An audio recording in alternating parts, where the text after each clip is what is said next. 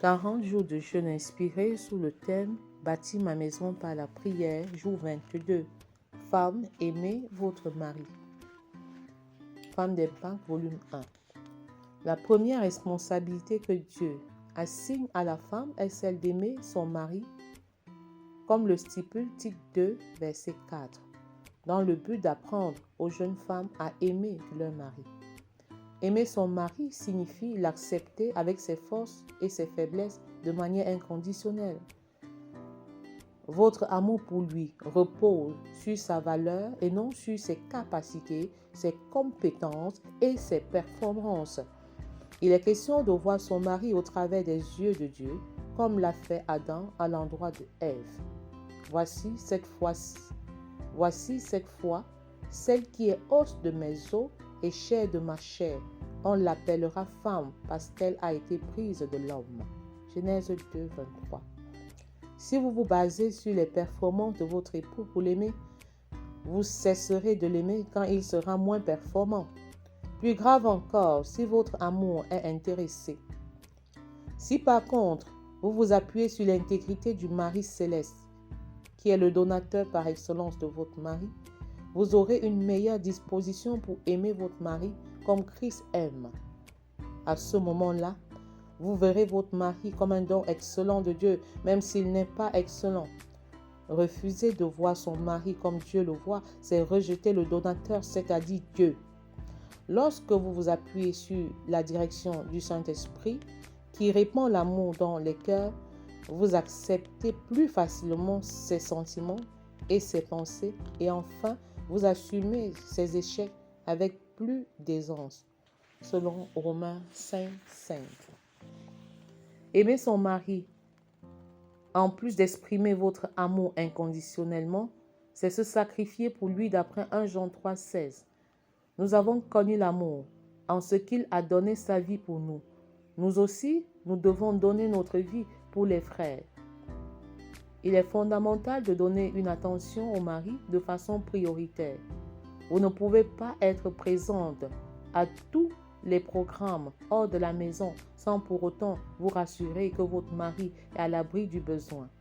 1 Timothée 3,5 déclare « Si quelqu'un ne sait pas diriger sa propre maison, comment prendra-t-il soin de l'Église de Dieu ?» Les femmes sont de moins en moins disponibles pour les tâches domestiques.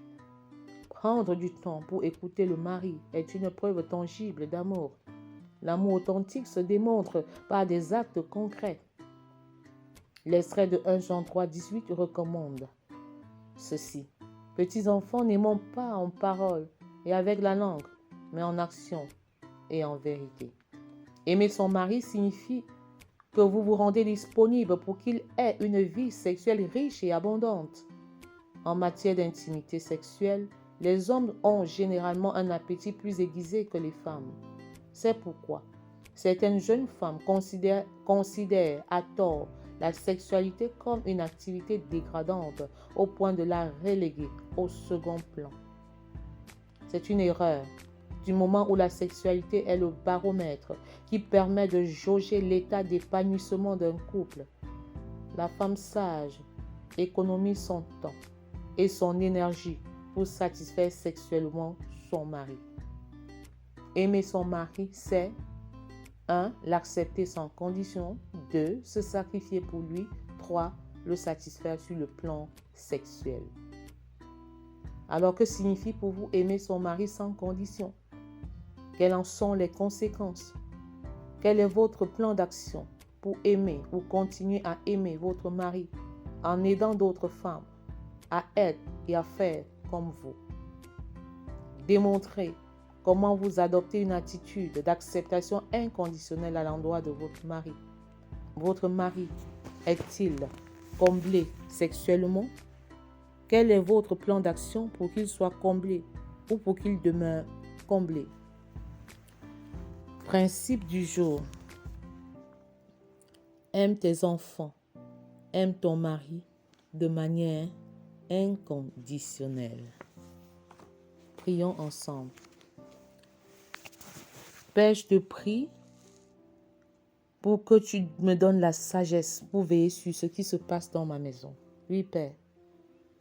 Selon qu'il est écrit dans Proverbe 31, 27, elle veille sur ce qui se passe dans sa maison et elle ne mange pas le pain de la paresse. Seigneur, je ne voudrais pas que ma maison soit un centre de distraction. Je prie afin que les objectifs soient établis, des objectifs divins qui gouvernent la vie au sein de ma maison. J'ai besoin d'une sagesse qui ne vient que de toi pour accomplir une tâche aussi noble, afin que ma maison soit un centre d'apprentissage. Pour nous en tant que parents, en tant que couple, en tant qu'enfants et même en tant que famille. Je m'appuie sur toi pour veiller sur ce qui se passe dans ma maison.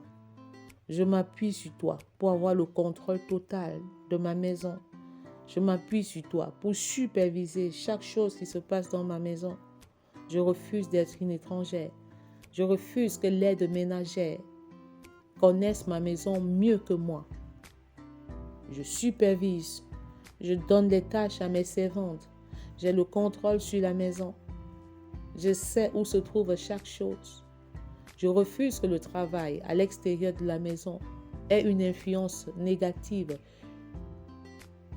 sur ma responsabilité à l'intérieur de la maison. Merci Père parce que tu me donnes le sens de la priorité. Tu me donnes le sens du bon investissement qui commence à l'intérieur de la maison et qui va de l'intérieur vers l'extérieur.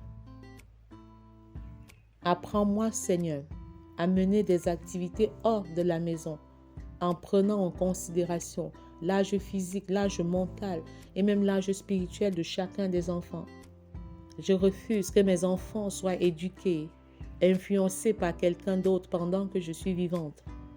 Toute influence autre, toute influence extérieure ne viendra trouver qu'une véritable influence déjà intégrée, déjà installée en eux, par toi et pour toi. Je refuse d'être une maman démissionnaire.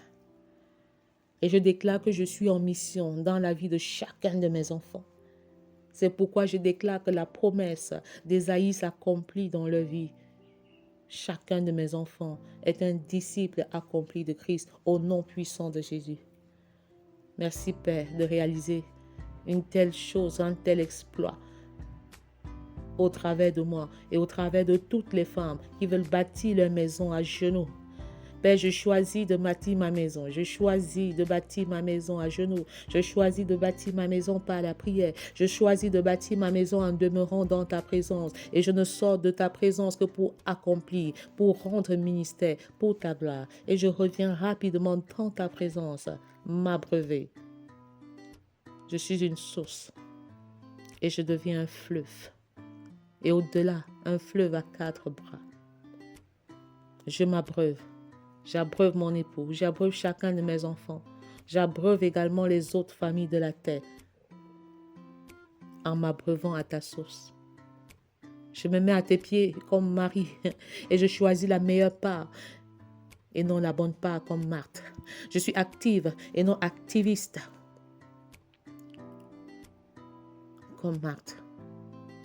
Je m'assois à tes pieds, Père, pour consommer la sagesse, pour boire de cette eau qui coulera en moi jusque dans l'éternité. Et c'est cette force qui me soutient et qui me donne d'opérer dans le surnaturel, dans l'encadrement de chacun de mes enfants. Au nom puissant de Jésus. Prions pour les maris. Père, je prie pour que mon mari me dirige comme un serviteur, indépendamment de ses capacités, d'autant plus que sa nomination en tant que chef est un ordre divin, est une nomination divine, est une position divine. Selon qu'il est écrit dans 1 Corinthiens 11, 3, « Je veux cependant que vous sachiez que Christ est le chef de tout homme, que l'homme est le chef de la femme et que Dieu est le chef de Christ. » Ô Père, qu'il est la direction divine. Comment Christ a-t-il dirigé l'Église? Avec amour, avec compassion, avec miséricorde. Je prie que mon mari et que nos maris nous dirigent comme Christ a dirigé l'Église, avec un sens élevé, de l'amour inconditionnel, de l'amour sacrificiel, qu'ils ne se découragent pas chemin faisant, qu'ils ne soient pas influencés négativement chemin faisant, mais qu'ils aient les regards focalisés sur toi et qu'ils comptent uniquement sur toi dans ce processus.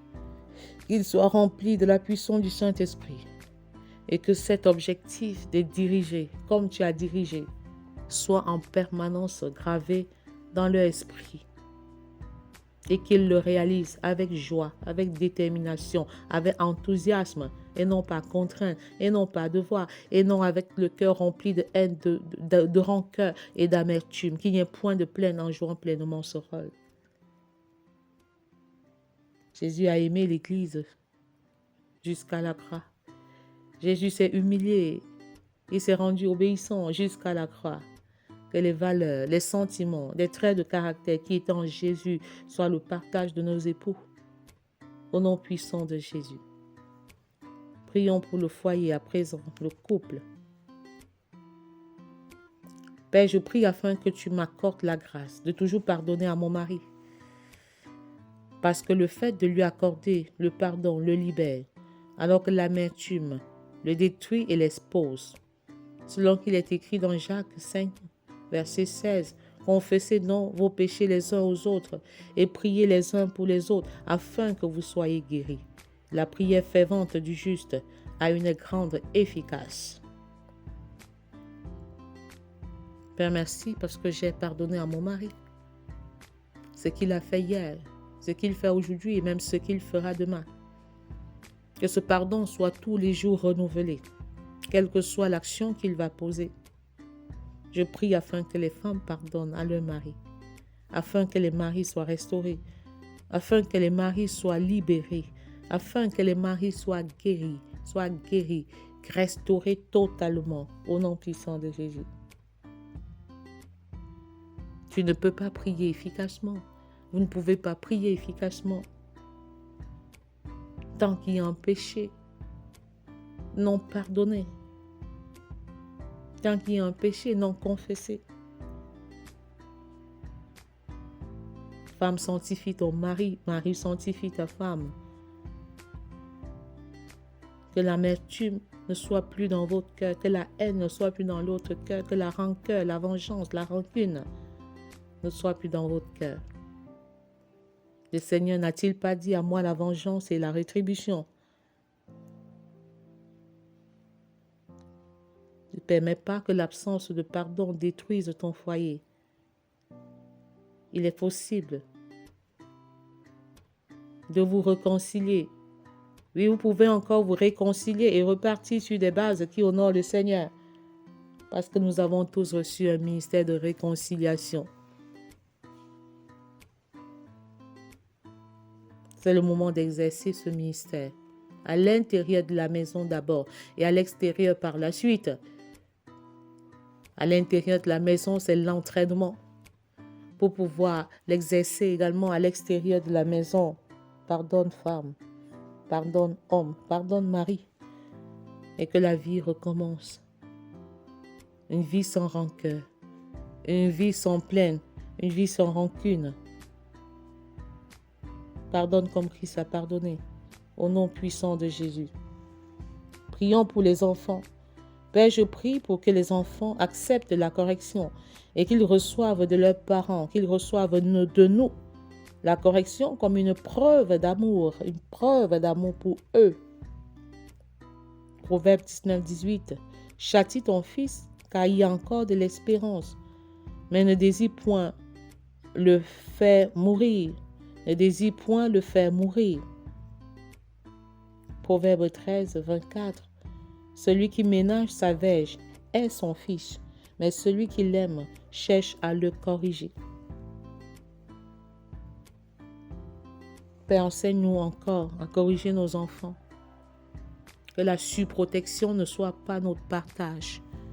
Il y a des mamans, il y a des papas qui protègent tellement leurs enfants, qui n'ont pas le courage, qui n'ont pas la force de les corriger à juste titre, à juste valeur. Accorde-nous la grâce d'avoir la bonne dose de correction. Que nos enfants ne soient pas épargnés du fouet ou de la verge, non. Donne-nous la juste mesure, afin que la correction que nous allons affliger à nos enfants soit une correction céleste, une correction qui leur accorde la grâce d'avoir un meilleur caractère, un caractère sanctifié, et qu'ils grandissent dans la ressemblance à Christ au nom puissant de Jésus. Il n'y a pas de cas désespéré. Il n'y a pas de cas désespéré. Tant que nous vivons, il y a l'espoir, il y a l'espérance. Christ en vous l'espérance de la gloire. Je vois ces parents qui disent, on a déjà tout essayé, on n'a rien reçu à la fin. Non. Le Seigneur nous maintient en vie pour nous dire, c'est encore possible. Il y a encore une issue. Il y a encore un chemin. Je vais te frayer un chemin. Mais là où il semble ne pas avoir de chemin du tout, je te fraye un chemin en ce moment. Crois et tu verras la gloire de Dieu dans la vie de chacun de tes enfants. Au nom puissant de Jésus. Prions pour les familles. Père, je te prie pour que les parents administrent des corrections mesurées, raisonnables et bibliques aux enfants, en tenant compte de la portée pédagogique de la correction, c'est-à-dire la transformation du caractère de l'enfant et pour le salut de leur âme. Proverbe 5, 22 à 23. Le méchant est pris dans ses propres iniquités. Il est saisi par les liens de son péché. Il mourra faute d'instruction. Il chancellera par excès de sa folie. Père, nous refusons d'avoir des enfants faux parce que nous n'avons pas appliqué la correction adéquate. Seigneur, tu nous as corrigés en mettant ta grâce en premier, la loi en second. En tant que parents, nous avons tous tendance à mettre d'abord la loi en premier et la grâce en second. Je refuse cette inversion qui ne peut être que de l'ennemi. La grâce bâtit une meilleure relation avec chacun de nos enfants.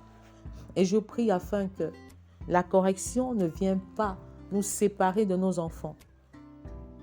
Je te supplie, Seigneur, je te supplie afin que tu nous accordes la grâce de prier avant de corriger l'enfant.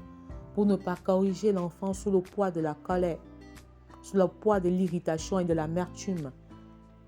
Nous refusons de leur transmettre des sentiments négatifs.